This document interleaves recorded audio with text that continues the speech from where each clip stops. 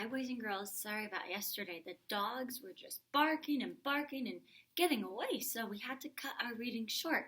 So today, hopefully, we get to finish chapter 10, and we're going to start some of chapter 11.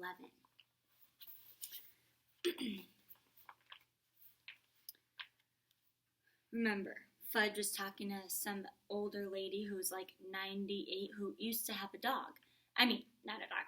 Who used to have a bird, and she thinks she might know why Uncle Feather isn't talking, because she said, like herself, she can't hear. I think that makes you a lot older than me. Good morning, Mrs. Otterman told Fudge. I'm a very good listener, Fudge said, and sometimes I am too, she said, snapping her fingers, because I just got an idea about your bird's problem. Maybe he's lost his hearing like me. But you can still talk, Fudge said. Yes, but I wear hearing aids. If your bird can't hear what you're saying, he might not talk back to you.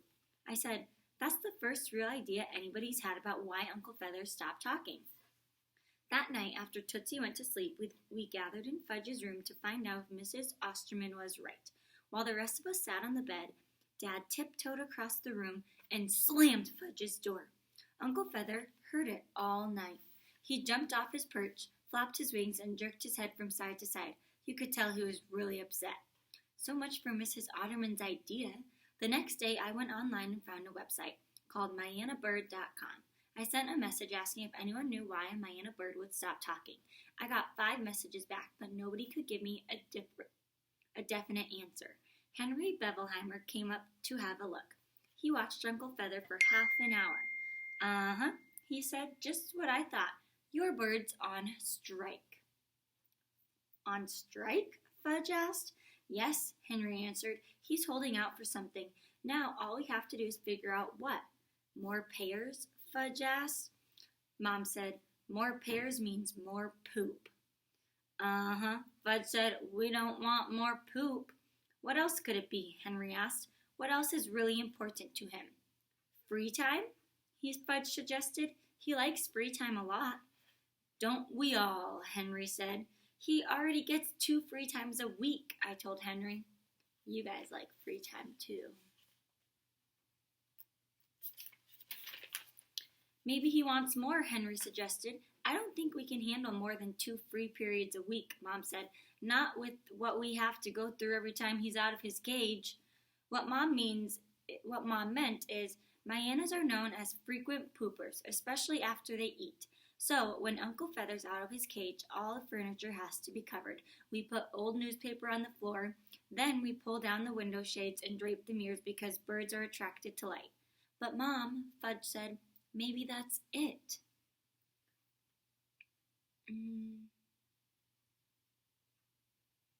Oh, maybe it's not, she said, thanking Henry for his time and showing him to the door.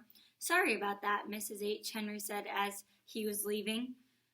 It's all right, Henry, Mom said. It's just that Fudge wants his bird to talk so badly he's willing to believe anything. It must be tough on the little guy. Yes, Mom said. I think it is.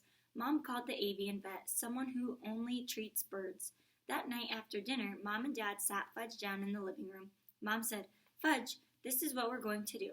We're going to be kind and gentle to Uncle Feather. Friendly, but not pushy, Dad said. We're going to move his cage to a new spot for a while to see if that makes a difference. Not out of my room, Fudge cried. I can't sleep without Uncle Feather. We'll move him to another part of your room, Dad said. Maybe closer to the window so he has a better view. And then we're going to wait, Mom said. For how long? Fudge asked. As long as it takes, Mom said.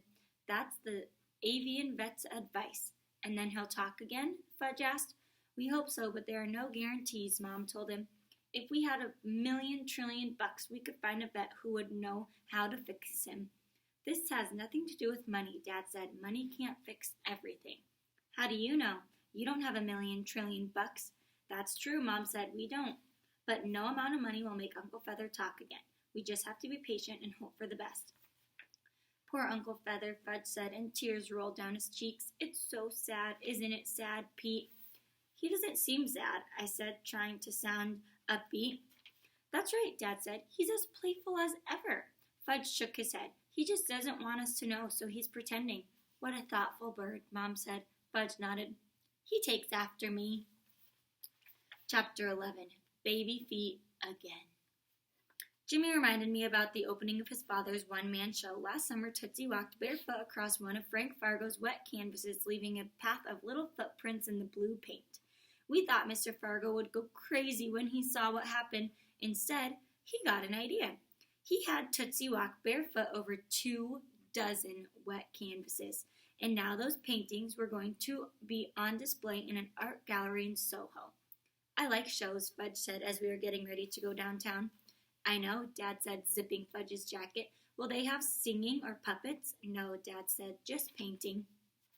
A show with just paintings? Fudge was surprised. Did you hear that, Pete? A show with just paintings. Yeah, I heard. Mom came into the living room then, carrying Tootsie, who was dressed in some black velvet outfit that made her look like a baby movie star. Where's the babysitter? Fudge asked. We don't need a babysitter tonight, Mom told him, setting Footsie down on the sofa. You're leaving Tootsie home by herself? Fudge was even more surprised. No, Mom laughed. We're taking Tootsie with us. She was trying to get fancy shoes on Tootsie's feet, but Tootsie squirmed and kicked, making it impossible. Mom finally gave up and stuffed the shoes into the diaper bag. You're taking Tootsie? Fudge couldn't believe it. Of course we're taking Tootsie, Dad said. And just look at our girl. She's mighty pretty tonight, isn't she? She's too young for a show, Fudge argued. She won't understand it. Without Tootsie, there wouldn't be a show, Dad reminded him. Tootsie held her arms out to me. Up, BP. She waited for me to pick her up. When I did, she pulled my hair. Hey, I said, which only made her laugh and pull harder. Fudge hung up on me, tugging at my jacket. I don't want Tootsie to come with us. I want it to be just you and me, Pete. I know how you feel, I told Fudge, remembering all those times I didn't want him to come along. But you'll get over it. A banner announcing Frank Fargo's show hung outside the art gallery in Soho. It said, Baby Feet, in big bold letters, and under that, Frank Fargo. Inside, huge colorful paintings hung on the walls. When the canvases were spread out on the ground last summer, I didn't realize how big they would look hanging on a wall. You had to study them carefully to see the background of baby feet, but they were there in every painting. The paintings had names like Baby Feet Blueberry, Baby Feet Strawberry. There was one called Baby Feet Storm and another called Baby Feet Earth. Fudge looked around. Where's the stage? He asked. Where are the seats? Dad explained, it's not that kind of show.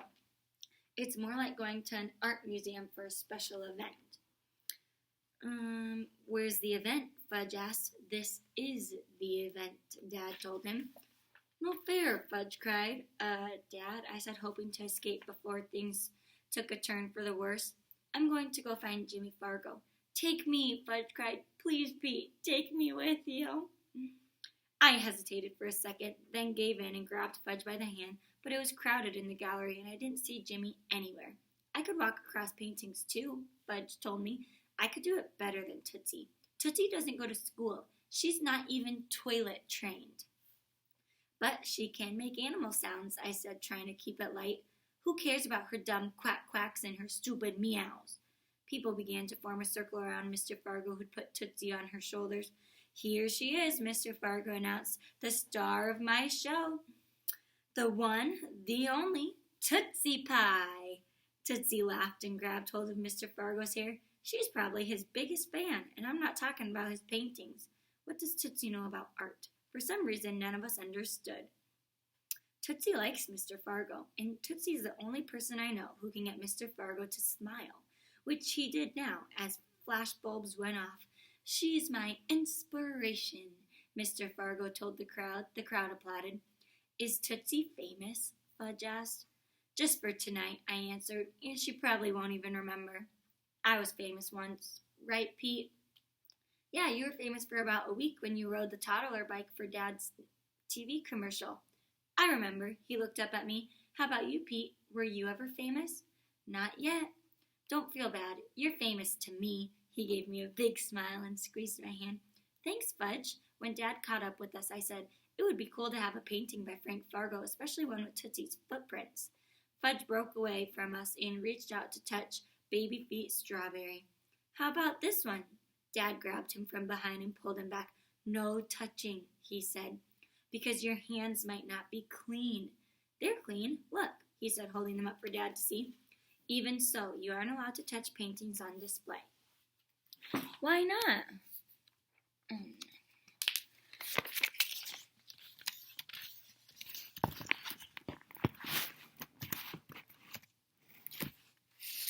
Oh, there we go. The computer had locked, so I lost you guys.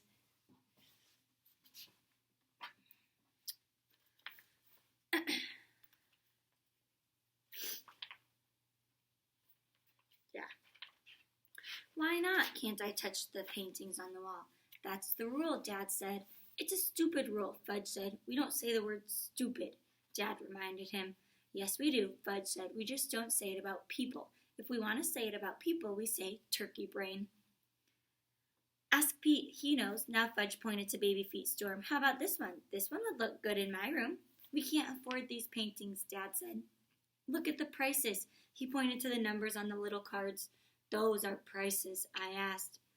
There weren't any dollar signs, just a number followed by 3 zeros, making every painting $6,000 or $7,000 or $8,000. More zeros means more money, right, Pete? I'll say. So that's good, right? Depends on if you're the seller or the buyer, I told him. Which are we? Neither, said Dad. We're friends. No zeros for friends, Fudge sang. Dad asked me to keep an eye on Fudge while he went to greet someone he knew. I can't believe this, I said, more to myself than to Fudge. What can't you believe, Pete? That somebody's willing to pay $7,000 for this painting. So, Pete, he began, and he got this greedy look in his eyes. I knew what was coming before he even said it, but he said it anyways. We could get Tootsie to do the same thing at home. And then, I interrupted, yeah, except nobody would pay us thousands of dollars for a painting. How come? Because we're not artists like Mr. Fargo. But Pete, that doesn't make any sense. What can I say, Fudge? That's the way it is. He swung my arm up and down. We think the same way, don't we? Before I could answer, before I could say, no, we don't think the same way and never will, someone came up behind and stuck a finger in my ribs. I spun around. Gotcha, Jimmy laughed. Where have you been? I asked. I've been looking everywhere for you. Yeah, it's crowded in here. That's a good sign. So what do you think? He stepped away from the paintings and studied them from a distance. He squinted, then made his fists into binoculars and peered through them. I did the same, and when I did, all those swirling colors looked like they were moving. Cool, huh? Jimmy said. Yeah, amazing. You're not thinking you could do the same thing, I hope. No? Why would I be thinking that? I don't know, you just have that look on your face. What look? Never mind. A woman in a black dress and dangling earrings shaped like skyscrapers stuck a red dot on the Baby Feet Storm card. She looked familiar, tall and scrawny with a lot of curly hair and a really long neck. Yes, Jimmy pulled a victory fist. There goes another one. Another what? I said. Another painting. When a red dot goes up, it means that painting is sold. Wow, I said. $7,000? What's it like to know your dad is rich and famous? Rich, Fudge said. Jimmy ignored him and eyed me. First of all, the gallery gets half of everything. Second of all, since when are you so into money? Me, into money, I said. That's a joke. You want to see someone who's into money? Look at my brother. Fudge started singing, money, money, money. I love money, money, money. Then he skipped away. Do you guys remember where we heard that song before? In the very beginning of the story, Fudge was singing that same song. The money, money, money. I love money, money, money.